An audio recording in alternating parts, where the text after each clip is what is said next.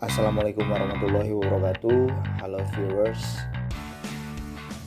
ketemu lagi di channel saya. Cuman kali ini saya mau mereview pengalaman pertama saya merakit mainan remote control RC Adventure 4x4 atau 4x4. Ini di gambar saya sedang memasang gerigi atau gear dari gardannya, kemudian ada bearing.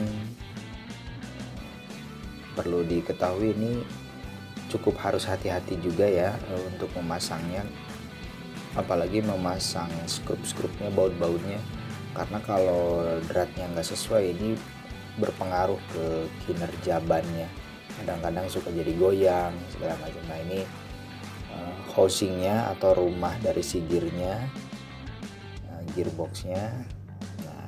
Nah ini jangan ditiru ya teman-teman, beli obeng hex aja gitu, karena kalau pakai kunci L yang kecil yang kayak tadi agak lama dan agak harus pakai trik ya gitu, karena obeng yang L kayak gini tuh mudah aus si ujung-ujungnya, mudah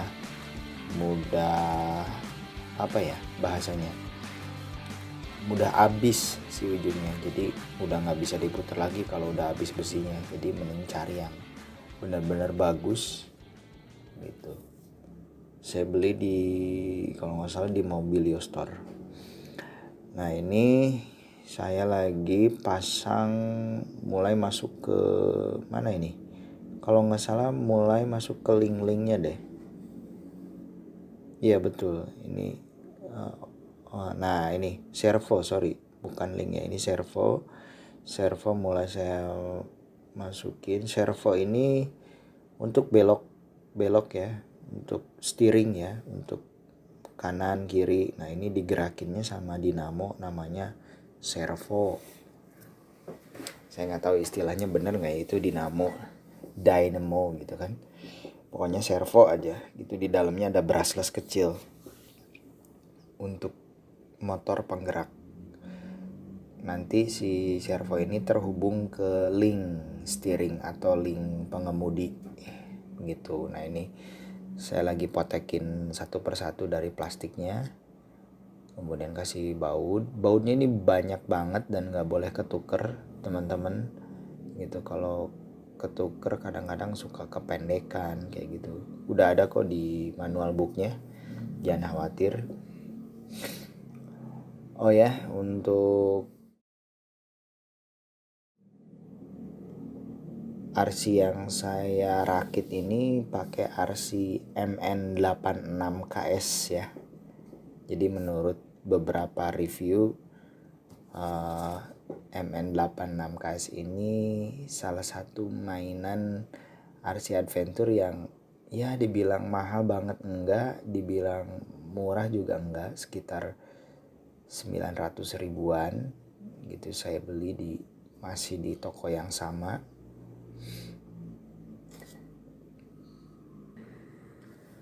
Untuk harganya sendiri bisa cek di link deskripsi ya. Nah ini yang banyak barusan ini namanya link steering, link pengemudi. Nah sementara untuk yang di depan ini baut dari servo ke link steering ya. Nah ini link gardannya nanti akan terhubung ke sasis ya, center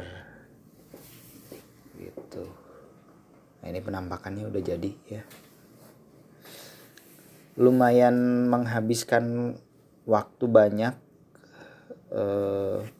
karena saya nggak kebetulan mengerjakan ini tidak pada hari yang leluasa. Jadi kalau ada waktu baru saya terusin, kalau nggak ada waktu saya stop dulu, lanjut lagi kalau ada waktu. Jadi ini lumayan, saya ngerakit 7 hari lah kalau nggak salah biasanya sekali ngerakit saya ngabisin waktu 2 jam 3 jaman lah gitu. Nah ini bagian dari gearbox dari brushless. Ini harus hati-hati juga pemasangannya, harus pakai oil atau pelumas. Biasanya kadang-kadang suka asal dipasang aja. Ini penting pelumas karena biar gesekannya nggak terlalu keras antara gigi-gigi atau gear yang satu dengan gear yang lain. Nah ini penampakannya MN86KS kit ya. Ini udah jadi tapi belum saya kasih ESC dan belum saya kasih receiver. Nanti di menit selanjutnya saya kasih. Nah ini saya lanjut ke body ini pakai hard body ya. Kalau menurut saya bodinya saya masih kurang puas sedikit sih ya, detailing dapat, masih kurang puas aja sedikit.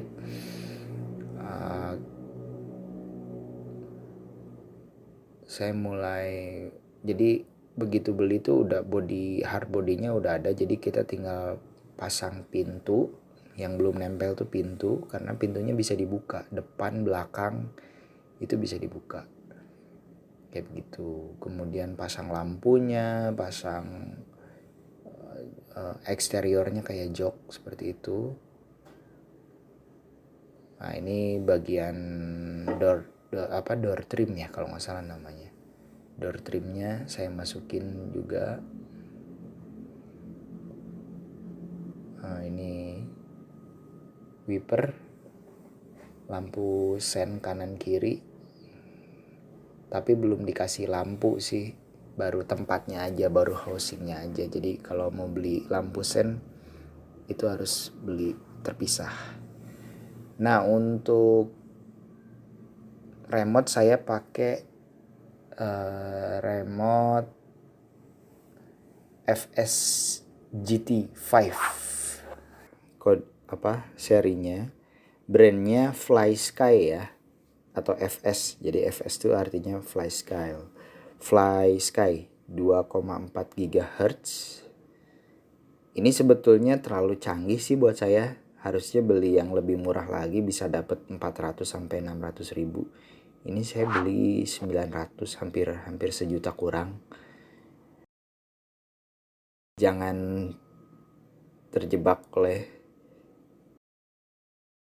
casing ya, karena memang saya ngelihatnya wah keren banget gitu, padahal sebenarnya over fungsinya nggak semua saya butuhkan di ini, terlalu canggih gitu.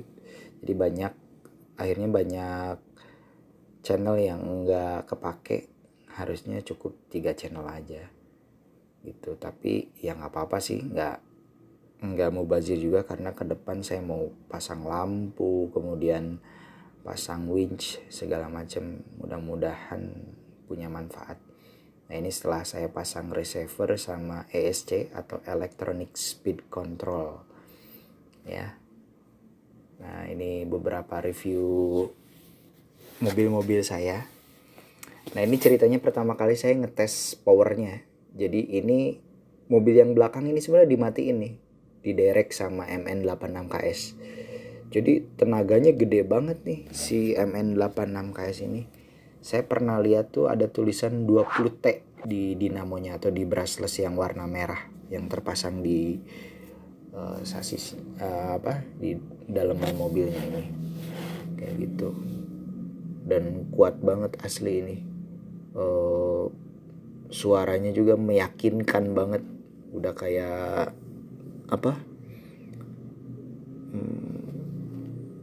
super motor kayak gitu, motor-motor yang ekstrim ya.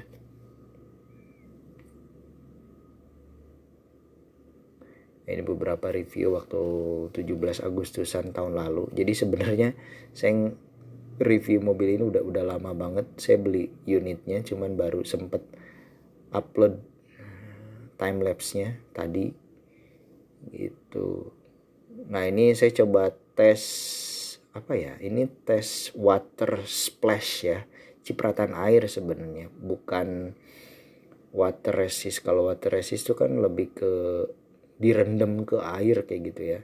Saya nggak, beberapa review ada yang ini sih, meskipun beberapa ada yang bilang aman, receiver Fly Sky, kemudian ESC dari Hobby Wings 1060 ini, tapi saya tetap waktu awal-awal karena belum ngerti, jadi saya jaga-jaga aja, cari aman. Dan alhamdulillah sih cuman kena body aja sih, nggak sampai ke bagian dalam, kena cipratan aja, masih aman. Cuman ini jadi ngaco lah gitu, tetap ada ngaconya setelah kena basah tuh. Nah makanya saya diamin dulu sampai kering, tunggu sampai kering baru dimainin lagi, dan akhirnya normal lagi. Karena sempet kayak hidup mati kalau kena basah tuh kayak gitu, tapi nggak akan konslet, jadi bagus lah gitu ya. Cuman kendalanya itu aja, kalau terlalu banyak air yang masuk kerendam kayak gitu, itu harus dikeringin dulu kayak gitu. Nah ini bagian dari ESC yang warna merah nih, yang ada garis-garis platnya. Nah sementara yang warna biru itu receiver. Nah untuk yang kedua saya coba tes nanjak ya gitu, karena biar nggak salto ke belakang, biar nggak terguling ke belakang. Jadi saya coba kasih pemberat, ban serep taruh di depan gitu, agar beban lebih condong ke depan, jadi nggak terlalu ringan. Ini bannya di dalam peleknya saya isi kawat ya, saya isi kawat atau pemberat. Mungkin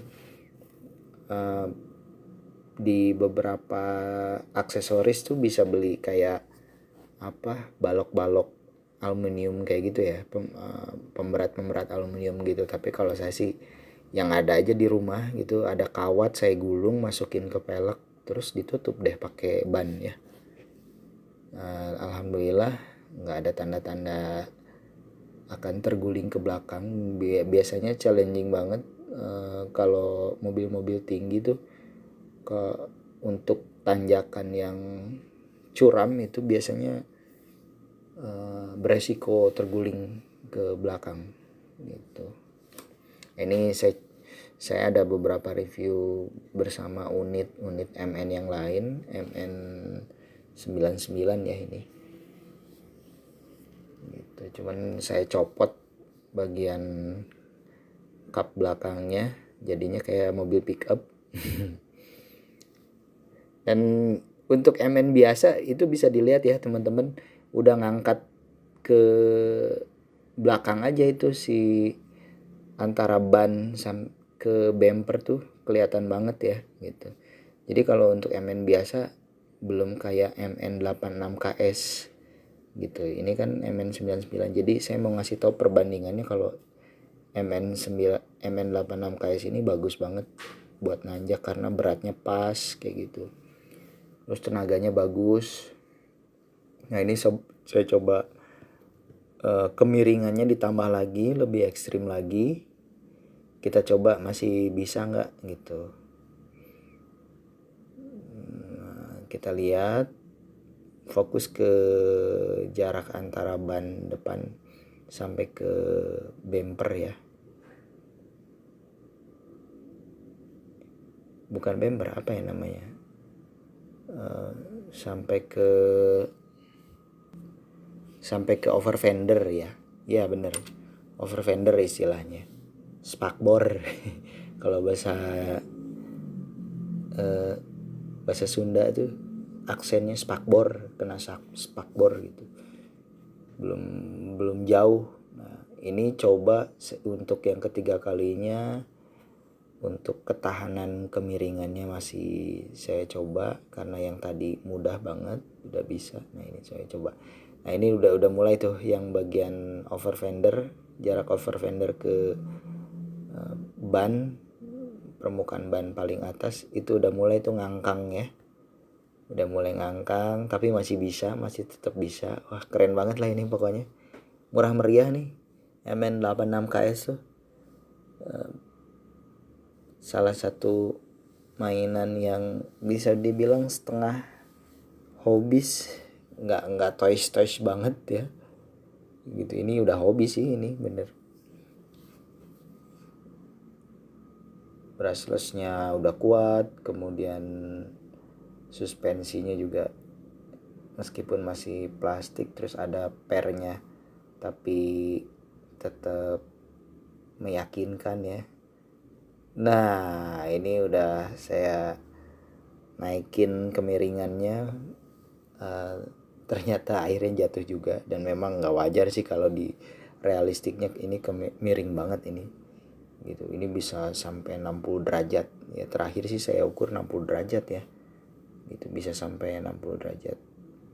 Nah dilihat tuh ya, over fender ke ban, permukaan ban paling atas itu mulai ngangkang tuh.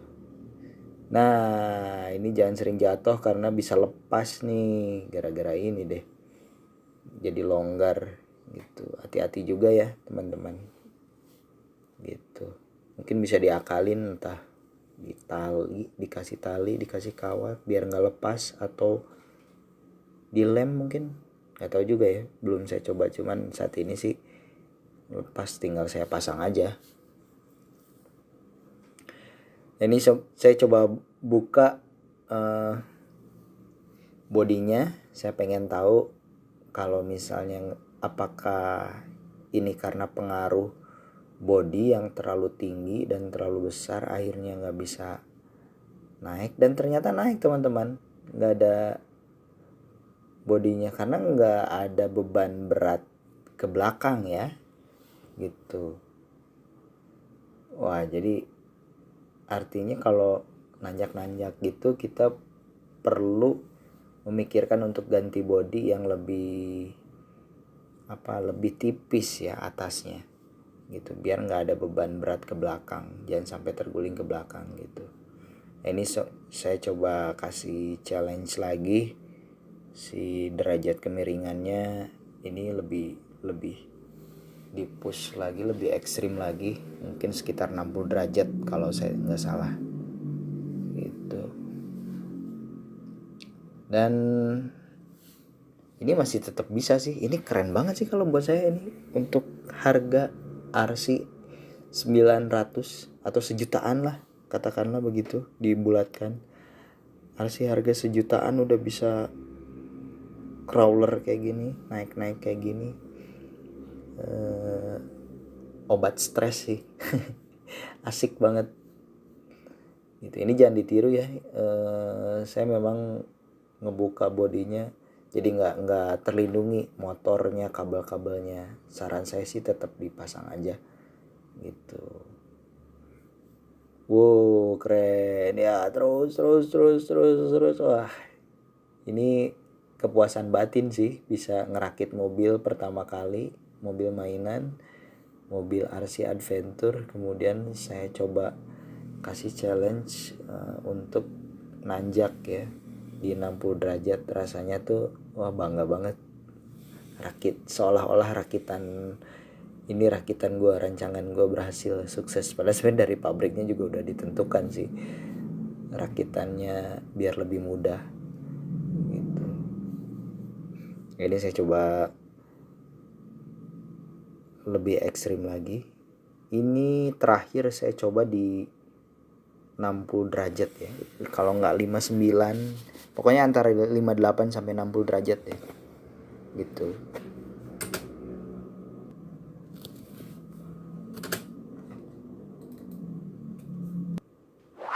Nah kan bener, ini sekitar 60 derajat lah kayak gitu ya. Ini saya nyerah di 60 derajat. Cuman saya masih tetap penasaran nih di sini, pengen tetap tetap pengen nyoba, kayaknya sih masih bisa nih gitu. Akhirnya saya coba akal-akalin pakai pemberat kayak velg ban tadi yang ditaruh di depan ya gitu. Ini karena telanjang nggak ada body, jadi saya coba rapihin dulu, takutnya pas kejatuh-jatuh jadi putus malah gitu kabel-kabel lampu. Ini saya coba percobaan untuk yang kesekian kalinya. Ayo naik, ayo naik. Iya, aduh asik banget. Akhirnya punya remote control yang agak serius. Terus si remote-nya juga lumayan meyakinkan dan bekerja dengan baik. Berasa kayak bener-bener kayak megang kelas pro nih, MN86KS gitu.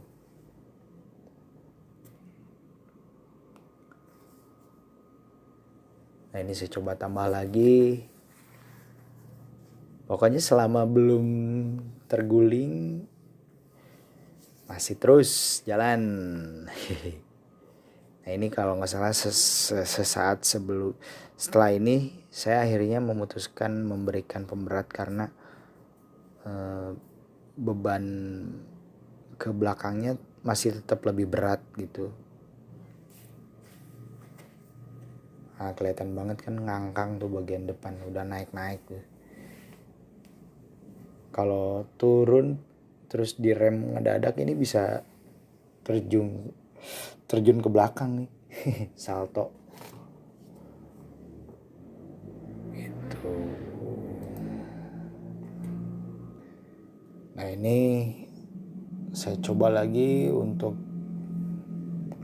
medan yang lebih ekstrim lagi, dan ternyata terjungkal teman-teman, terjungkal ke belakang, udah nggak sanggup dia.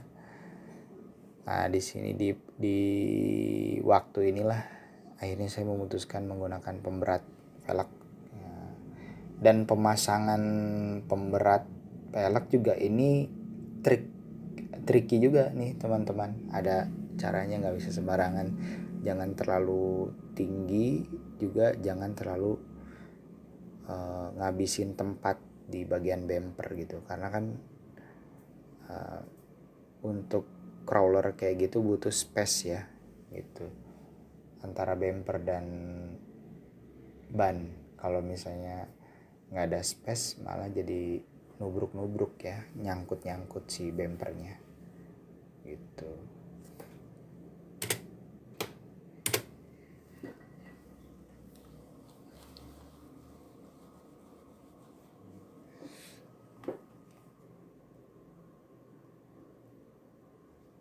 Ini titik dimana saya masih belum pasrah ya, masih pengen tetap mencoba ya.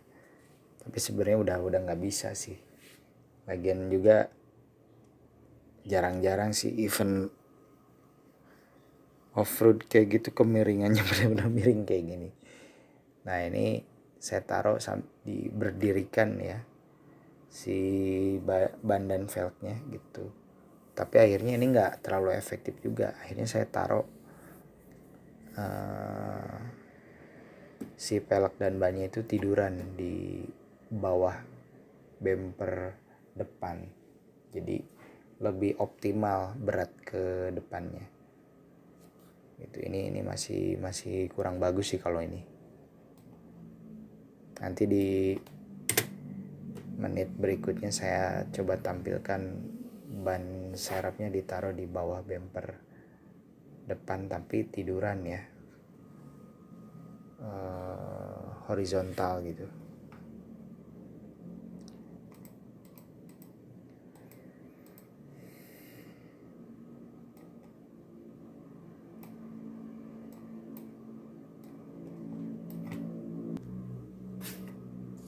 Oke, setelah ganti posisinya dan voila, akhirnya prediksi saya benar. Kalau ditaruh di bagian bumper, si pemberatnya bagian depan, terus ditaruh di bumper depan, itu bakalan optimal kalau nanjak kayak gitu, nggak mudah terguling gitu.